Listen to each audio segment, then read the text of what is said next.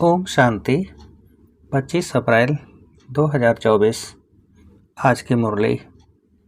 मीठे बच्चे, यह पुरुषोत्तम युग ही गीता एपिसोड है। इसमें ही तुम्हें पुरुषार्थ कर उत्तम पुरुष अर्थात देवता बनना है। प्रश्न: किस एक बात का सदा ध्यान रहे तो बेड़ा पार हो जाएगा? उत्तर: सदा ध्यान रहे कि हमें ईश्वरीय संग में रहना है तो भी बेड़ा पार हो जाएगा। अगर संग दोष में आए, संशय आया तो बेड़ा विषय सागर में डूब जाएगा। बाप जो समझाते हैं उसमें बच्चों को जरा भी संशय नहीं आना चाहिए। बाप तुम बच्चों को आप समान पवित्र और नॉलेजफुल बनाने आए हैं। बाप के संग में ही रहना है। ओम शांति। भगवान वाच। बच्चे जानते हैं कि बाप वही राजयोग सिखला रहे हैं जो 5000 वर्ष पहले समझाया था। बच्चों को मालूम है, दुनिया को तो मालूम नहीं है, तो फिर पूछना चाहिए गीता का भगवान कब आया। भगवान जो कहते हैं मैं राजयोग सिखलाकर तुमको राजाओं का राजा बनाता हूँ, वह गीता एपिसोड कब हुआ था यह पूछना चाहिए। यह बात कोई भी नहीं जानते हैं। तुम अब प्रैक्टिकल सुन रहे हो। गीता का एपिसोड होना भी चाहिए कलयुग अंत और सतयुग आदि के बीच में। आदि सनातन देवी देवता धर्म की स्थापना करते हैं तो जरूर संगम पर ही आएंगे। पुरुषोत्तम संगम युग है जरूर। भल पुरुषोत्तम वर्ष गाते हैं पर उन विचारों को पता नहीं है। तो मीठे मीठे बच्चों को मालूम है उत्तम पुरुष बनाने के लिए अर्थात मनुष्य को उत्तम देवता बनाने के लिए बाप आकर पढ़ाते हैं। मनुष्यों में उत्तम पुरुष ये देवताएं यानी कि लक्ष्मी नारायण हैं। मनुष्यों को देवता बनाया इस संगम युग पर। देवताएं जरूर सतयुग में ही होते हैं, बाकी सब हैं कलयुग में। तुम बच्चे जानते हो हम हैं संगम युगी ब्राह्मण। यह पक्का याद करना है, नहीं तो अपना कुल कभी किसको भूलता नहीं है, परंतु यह माया भुला देती है। हम ब्राह्मण कुल के हैं, फिर देवता कुल के बनते हैं। अगर यह याद रहे तो बहुत खुशी रहे। तुम पढ़ते हो राजयोग, समझाते हो, अब फिर भगवान गीता का ज्ञान सुना रहे हैं और भारत का प्राचीन योग भी सिखा रहे हैं। हम मनुष्य से देवता बन रहे हैं। बाप ने कहा है काम महाशत्रु है, इन पर जीत पाने से तुम जगत जीत बनते हो। पवित्रता की बात पर कितनी आरग्यू करते हैं। मनुष्यों के लिए विकार तो जैसे एक खजाना है। लौकिक बाप से यह वर्षा मिला हुआ है। बालक बनते हैं तो पहले बाप का यह वर्षा मिलता है। शादी बर्बादी कराते हैं और बेहद का बाप कहते हैं काम महाशत्रु है, तो जरूर काम को जीतने से ही जगत जीत बनेंगे। बाप जरूर संगम पर ही आए होंगे। महाभारी महाभारत लड़ाई भी है, हम भी यहाँ जरूर हैं। ऐसे भी नहीं सब फट से काम पर जीत पाते हैं। हर बात में टाइम लगता है। मुख्य बात बच्चे यही लिखते हैं कि बाबा हम विषय बैताड़ी नदी में गिर गए तो ज़रूर कोई ऑर्डिनेंस है। बाप का फरमान है काम को जीतने से तुम जगत जीत बनेंगे। ऐसे नहीं जगत जीत बनकर फिर विकार में जाते होंगे। जगत जीत यह लक्ष्मी नारायण है। इनको कहा जाता है संपूर्ण निर्विकारी। देवताओं को सब निर्विकारी कहते हैं। जिसको तुम राम राज्य कहते हो वह है वॉइसलेस वर्ल्ड, यह है विशेष वर्ल्ड। अपवित्र गृहस्थ आश्रम। बाबा ने समझाया है, तुम पवित्र गृहस्थ आश्रम के थे, अब 84 जन्म लेते लेते अपवित्र बने हो। 84 जन्मों की ही कहानी है। नई दुनिया जरूर ऐसी वॉइसलेस होनी चाहिए। भगवान जो पवित्रता का सागर है वही स्थापना करते हैं। फिर रावण राज्य भी जरूर आना है। नाम ही है राम राज्य और रावण राज्य। रावण राज्य माना ही आसुरी राज्य। अभी तुम आसुरी राज्य में बैठे हो। यह लक्ष्मी नारायण है दैवी राज्य की निशानी। तुम बच्चे प्रभात फेरी आदि निकालते हो। प्रभात सवेरे को कहा जाता है। उस समय मनुष्य सोए रहते हैं, इसलिए देरी से निकालते हैं।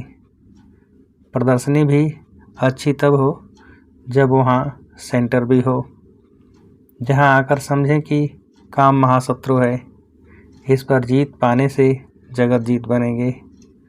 लक्ष्मी नारायण का चित्र साथ में ज़रूर होना चाहिए, ट्रांसलाइट का। इनको कभी भूलना नहीं चाहिए। एक यह चित्र और सीढ़ी। ट्रक में जैसे देवियों को निकालते हैं, ऐसे तुम यह 2-3 ट्रक सजाकर उसमें मुख्य चित्र निकालते हो तो अच्छा लगता है। दिन प्रतिदिन चित्रों की वृद्धि भी होती जाती है।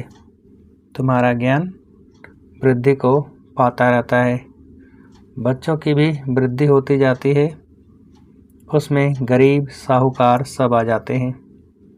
शिव बाबा का भंडारा भरता जाता है। जो भंडारा भरते हैं उनको वहाँ रिटर्न में कई गुना मिल जाता है।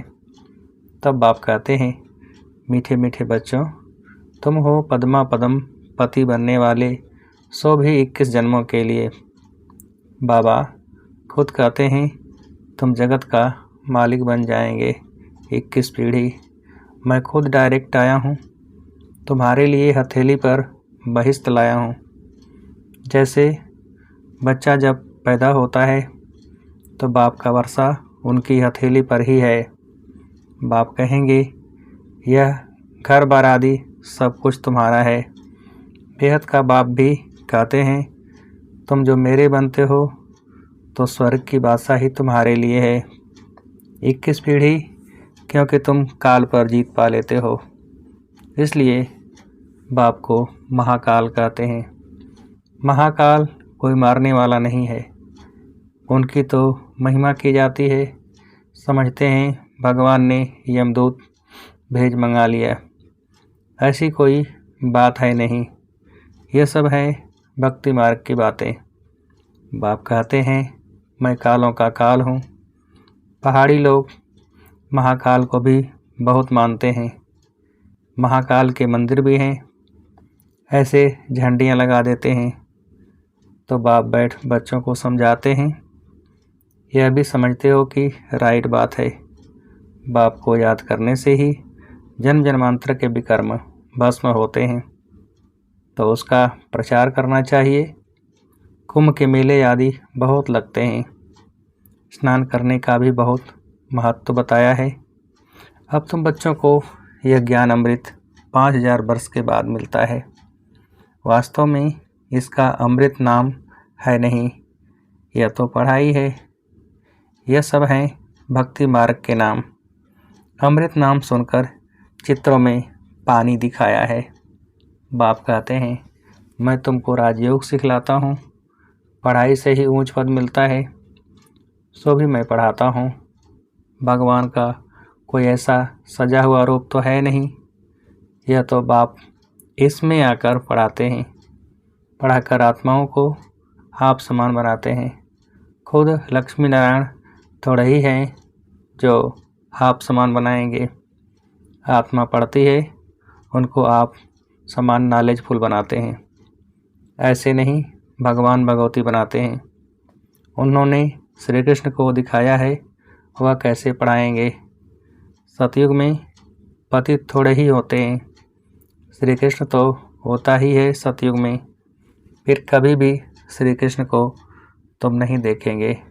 ड्रामा में हर एक के पुनर्जन्म का चित्र बिल्कुल न्यारा होता है। कुदरत का ड्रामा है, बनी बनाई। बाप भी कहते हैं तुम हो वो इस फीचर से, इसी कपड़े में कल्प कल्प तुम ही पढ़ते जाएंगे। हो वो रिपीट होता है ना। आत्मा एक शरीर छोड़ फिर दूसरा वही लेती है जो कल पहले लिया था। ड्रामा में कुछ फर्क नहीं पड़ सकता है। वह होती हैं हद की बातें, यह हैं बेहद की बातें, जो बेहद के बाप सिवाय कोई समझा नहीं सकते हैं। इसमें कोई संशय नहीं हो सकता है। निश्चय बुद्धि हो फिर कोई न कोई संशय में आ जाते हैं। संग लग जाता है। ईश्वरी संग चलता चले तो पार हो जाए। संग छोड़ा तो विषय सागर में डूब पड़ेंगे। एक तरफ है क्षीर सागर, दूसरी तरफ है विषय सागर। ज्ञान अमृत भी कहते हैं। बाप है ज्ञान सागर, उनकी महिमा भी है। जो उनकी महिमा है वह लक्ष्मी नारायण को नहीं दे सकते हैं। बाप है पवित्रता का सागर। फल व देवताएं सतयुग त्रेता में पवित्र हैं, परंतु सदैव के लिए तो नहीं रहते हैं, फिर भी आधा कल्प के बाद गिरते हैं। बाप कहते हैं मैं आकर सबकी सद्गति करता हूँ।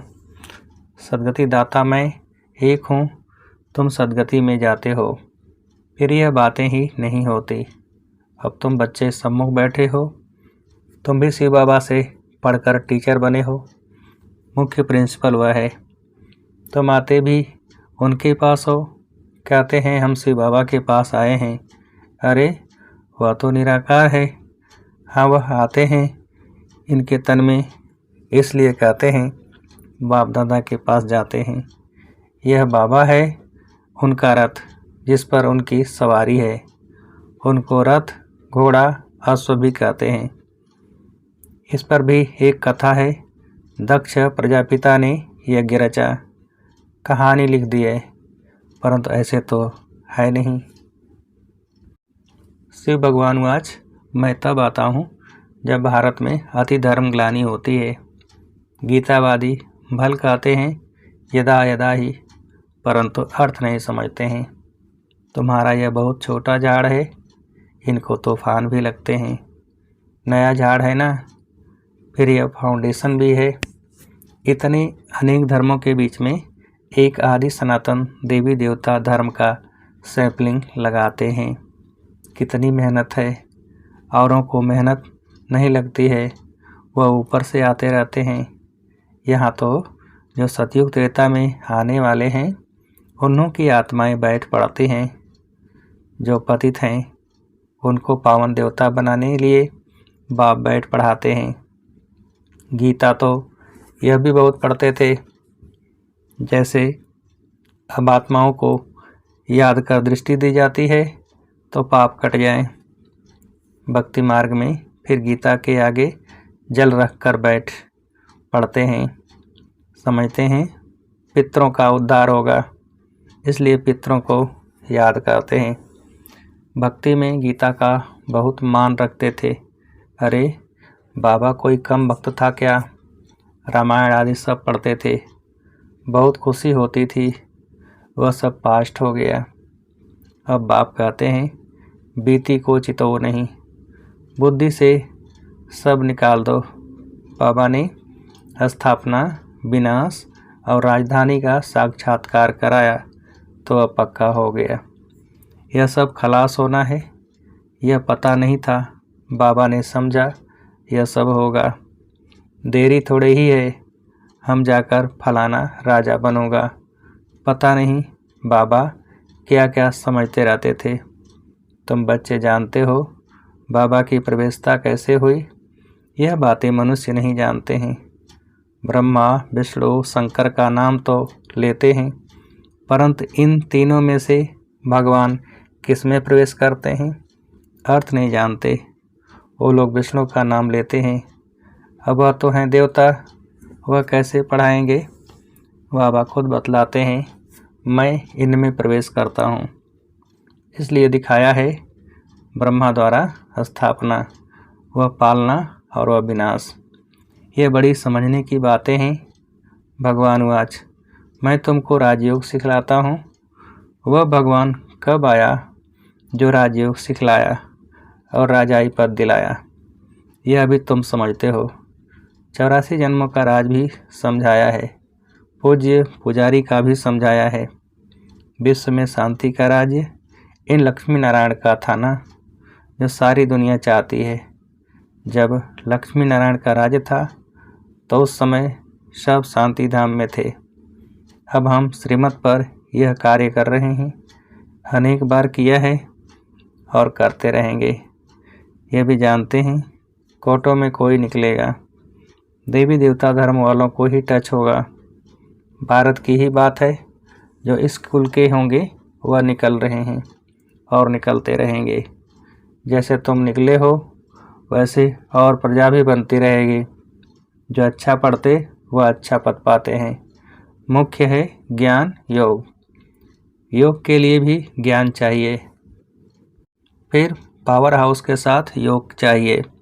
योग से विकर्म विनाश होंगे और हेल्दी वेल्दी बनेंगे, पास विदानर भी होंगे। अच्छा, मीठे मीठे से खेलते बच्चों प्रति माता पिता बाप दादा का याद प्यार और गुड मॉर्निंग। रूहानी बाप की रूहानी बच्चों को नमस्ते। हम रूहानी बच्चों की रूहानी बाप को नमस्ते। धारणा के लिए मुख्य सार, पहली पॉइंट, जो बात बीत गई उसका चिंतन नहीं करना है। अब तक जो कुछ पढ़ा उसे भूलना है, एक बाप से सुनना है और अपने ब्राह्मण कुल को सदा याद रखना है। दूसरी पॉइंट, पूरा निश्चय बुद्धि होकर रहना है, किसी भी बात में संशय नहीं उठाना है। ईश्वरीय संग और पढ़ाई कभी भी नहीं छोड़ना है। वरदान, रूहानी मासूक की आकर्षण में आकर्षित हो, मेहनत से मुक्त होने वाले रूहानी आशिक भव। विस्तार, मासूक अपने खोए हुए आशिकों को देख खुश होते हैं। रूहानी आकर्षण से आकर्षित हो, अपने सच्चे मासूक को जान लिया, पा लिया, यथार्थ ठिकाने पर पहुंच गए। जब ऐसी आशिक आत्माएं इस मोहब्बत की लकीर के अंदर पहुंचती हैं तो अनेक प्रकार की मेहनत से छूट जाती हैं, क्योंकि यहाँ ज्ञान सागर के स्नेह की लहरें, शक्ति की लहरें सदा के लिए रिफ्रेश कर देती हैं। यह मनोरंजन का विशेष स्थान, मिलने का स्थान आप आशिकों के लिए मासूक ने बनाया है। स्लोगन, एकांतवासी बनने के साथ साथ एक नामी और एकानामी वाले बनो। एकांतवासी बनने के साथ साथ एक नामी और एकानामी वाले बनो। अच्छा, ओम शांति।